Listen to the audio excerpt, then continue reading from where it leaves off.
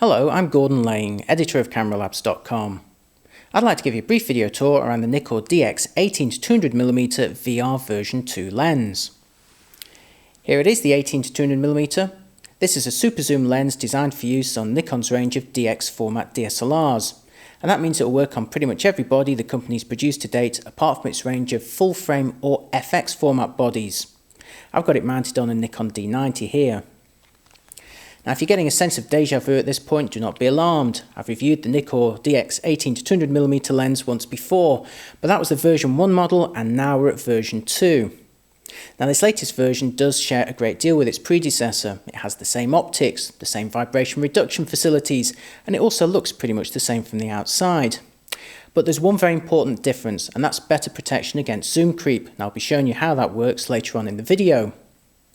But because this is such a popular lens, I've decided to completely review it from scratch.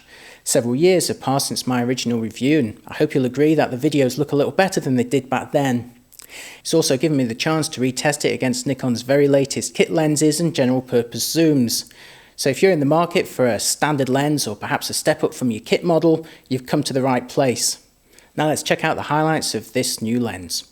The headline feature of course remains that 11.1 times super zoom range that when mounted on a DX format body is equivalent to 27 to 300mm. So that takes you all the way from wide angle coverage for capturing big landscape views or for use in cramped spaces, through some mid-range focal lengths that are ideal for portraits and ending at a powerful telephoto for reeling in that distant detail. And remember, you're getting all of this in one lens without the inconvenience of carrying or swapping multiple lenses, and it means you can go from one extreme to another in an instant without ever missing a photo opportunity. So with wide angle to powerful telephoto coverage, this lens is designed to cover almost every eventuality, and indeed for many people it will be the only lens they ever need. It may rarely ever leave the body. But if you're upgrading to this from a standard kit zoom, what exactly can you expect? Well, the wide angle coverage is pretty much identical. Most kit lenses for the Nikon system start at 18mm, so no difference there. The big difference, of course, is when you zoom all these lenses in, with the 18-200mm simply getting much closer. To put that in perspective, here's a photo taken with the 18-105mm kit lens fully zoomed in to 105mm.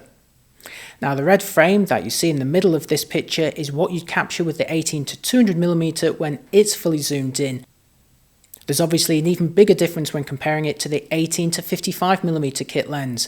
Here is the 18-55mm fully zoomed into 55mm, and again that red frame in the middle is showing you the area that you capture with the 18-200mm when it's fully zoomed in. So it's clear that this lens really does give you much greater reach than any of the standard kit models. It is, however, important to note that this maximum range is only available when the lens is focused to infinity or on very distant subjects. If you focus on a subject that's much closer, maybe a portrait or especially a macro shot, you'll find the range is significantly decreased. To illustrate this effect, let's first of all verify the range with the lens focused to infinity. This image was taken with the 18-200mm fully zoomed out to 18mm and focused to infinity. Now, this image was taken from exactly the same spot with the lens fully zoomed into 200mm but still focused at infinity. Now, if we take this second image and shrink it down and superimpose it over the first one, this is what you'd get. There you see the full 18mm coverage, and the frame in the middle represents what you'd capture with the lens fully zoomed in. Now, if I extrapolate this out to the corners, you can see that the range is actually approximately 10 times when focused to infinity, and this is what you'd expect from this lens. Now let's compare this to when the lens is at its closest focusing distance of about half a meter. In this video, I'm starting with the lens fully zoomed out to 18mm and focused as close as possible to the flower. Now I'm zooming in to the maximum focal length of 200mm, again at the closest focusing distance, and you'd imagine looking at this that you're achieving the same focal range as you would with the lens focused at infinity. But let's take a look at those still photos. Here's one taken with the lens fully zoomed out to 18mm, again at the closest focusing distance.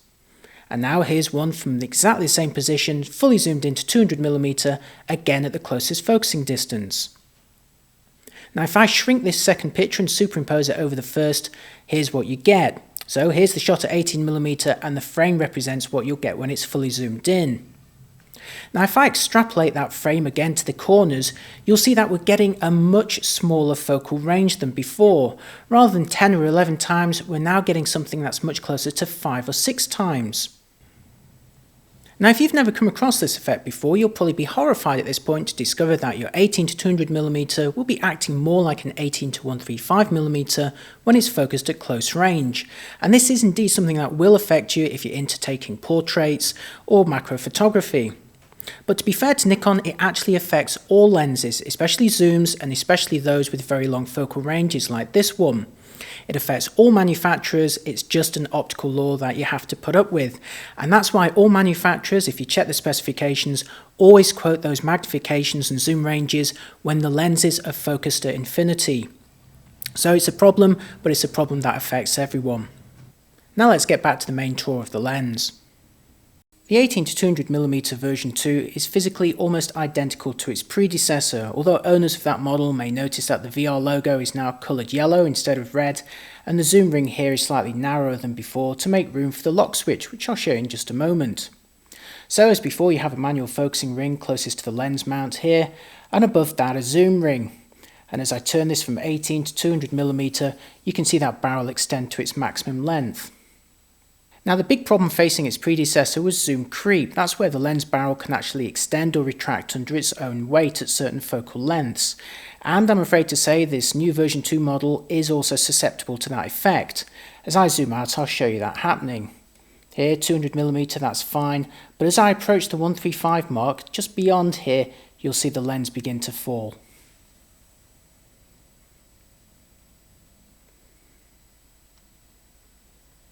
This also affects the lens when it's pointing vertically downwards. If I adjust the lens focal length until it's just at the right point, you'll see again that barrel extending under its own weight. Now that could be pretty annoying if you're carrying this camera and lens in a bag or around your neck on a strap and you find it extending like that. So what about the protection for zoom creep that I mentioned at the beginning of this video? Well, what Nikon have done is introduced a lock switch that holds it in its 18mm position. If I flick this switch now on the side of the barrel, the lens is locked to 18mm. There's no way to zoom it now, so if it's hanging upside down around your neck or in a bag, there's not going to be any unexpected extensions. However, when that lock switch is deactivated, we notice that this lens really does suffer from roughly the same amount of creep as its predecessor. Although again, to be fair, this only really affects the lens when it's pointing vertically upwards or downwards, and again only in that specific focal range that you saw it demonstrated on. When you've got the lens fully zoomed out or fully zoomed in, it does tend to hold its position fairly well. Now let's take a look at this lens's autofocusing capabilities. Like its predecessor, the 18 to 200mm version 2 is an AFS model, and that means two very important things. First of all, it means it will autofocus on any of Nikon's bodies, including the entry-level ones. And secondly, it means it has an SWM focusing motor, which is fairly quick and very quiet. Here's how it sounds in practice.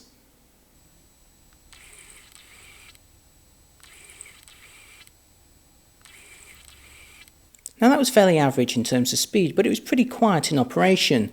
And it's interesting at this point to compare this lens against its equivalent from Canon, the EFS 18 to 200mm IS. Now unfortunately that lens isn't equipped with one of Canon's USM focusing motors, so its autofocus performance is fairly loud, and also the manual focusing ring rotates while it autofocuses. That doesn't happen with the Nikkor model, and this lens also outclasses the Canon in two other respects. First of all, it comes with a lens hood, and secondly, it also has environmental sealing around the lens mount. These are things that you'll only find on Canon's L range of lenses, for which you'll be paying much more. Wrapping up the specifications, the lens has the same f3.5 to 5.6 focal ratio as its predecessor, although it is possible to achieve an out-of-focus background effect on portraits when you fully zoomed in with the aperture open, and I've got an example of that in the gallery section of my review of this lens at cameralabs.com. The lens also features the same vibration reduction or VR facilities as its predecessor. These offer 4 stops of compensation in practice, and as an optical system you'll see that reassuring stabilizing effect through the viewfinder. Notice how, like many Nikkor lenses, you have the choice of normal or active VR modes. Nikon suggests using the active mode when you're taking pictures from a moving vehicle, like a bus or a boat. The Nikkor DX 18-200mm VR version 2 lens may only represent a very minor update over the original. In fact, it's really just that zoom lock switch on the side of the barrel, but that should in no way make it a disappointment. This lens remains one of the most flexible and convenient in the Nikkor catalogue, and if you have a DX format body, it's one you should seriously be considering. Also, to be honest, there's very little that Nikon could have done to improve this lens given its specification and price. And if you compare it against rival super zooms from other systems, you'll see it stands up pretty well in terms of autofocus, accessories and environmental sealing. Of course, the big question is, how does the image quality measure up? Well, to find out, head on over to my full review at cameralabs.com. There I've compared this lens against a variety of other Nikkor models, including kit lenses and general purpose zooms. I've tested them at a selection of focal lengths and also different focal ratios, so you'll be able to see exactly how this lens performs in practice. So if you're in the market for a super zoom lens, or perhaps just a step up from your existing kit model, then head on over to my full review. You'll find it, as always, at cameralabs.com.